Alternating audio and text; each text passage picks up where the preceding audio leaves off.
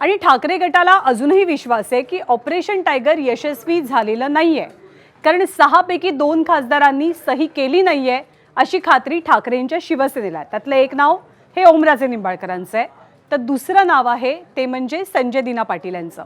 आणि त्याचमुळे ठाकरेंच्या शिवसेनेनं उद्या खासदारांची बैठक आयोजित केली आहे। या बैठकीसाठी व्हिप सुद्धा जारी केला गेला आहे। या बैठकीत किती खासदार आणि कोणते खासदार सहभागी होतात याचवरती पुढचं भवितव्य अवलंबून असेल अशी माहिती मिळते आहे।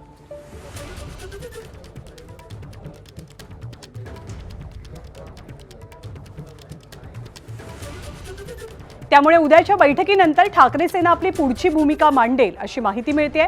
या बैठकीला जर का ठाकरेंना अपेक्षित असलेले खासदार हजर राहिले तर मात्र ऑपरेशन टायगरवरती प्रश्नचिन्ह उपस्थित होतं, पण जर कोटा कमी असेल या बैठकीचा तर मात्र ऑपरेशन टायगर यशस्वी झाल्याचं मानलं जाईल असं राजकीय वर्तुळातनं सांगितलं जात आहे। उद्याची बैठक त्यामुळे महत्त्वाची आहे। संसदीय पक्षाची बैठक असल्यामुळे सगळ्या खासदारांना व्हिप बजावला गेलाय। दरम्यान ऑपरेशन टायगरवरती ठाकरेंच्या शिवसेनेच्या नेत्यांनी नेमक्या काय प्रतिक्रिया दिल्यात आपण पाहूया।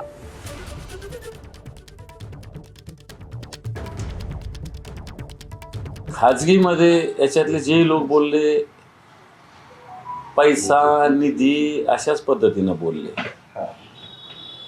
याच्या आधीही जे आमदार फुटले होते ते अशाच पद्धतीनं बोलत होते। शिंदे गटाकडे पैसा या विषयाशिवाय कोणताही विचार नाही आहे, संघटना नाही आहे, श्युरिटी नाही आहे, पण एकटा पैसा त्यांच्याकडे आहे हे कबूल केलं पाहिजे। आता सरकार बाकीकडे 10-10, 15-15 लाख लोकांवर ईडीच्या धाड टाकतं, पण इथं कोट्यवधी रुपयाच्या ऑफर्स दिल्या जातात, कोट्यवधी रुपये देऊ केले जातात। अशाकडे ईडी बघत नाही, इन्कम टॅक्स बघत नाही, सीबीआय बघत पण नाही। महाराष्ट्रातच नाही तर संपूर्ण देशामध्ये आज विरोधी पक्षातल्या लोकांना आपल्यात घेऊन वेगवेगळी आमिष दाखवून वेगवेगळ्या कारवाईच्या धमक्या देऊन आपल्यात घेण्याचं काम सत्ताधारी पक्ष भाजप व त्यांचे सहकारी पक्ष करत आहेत।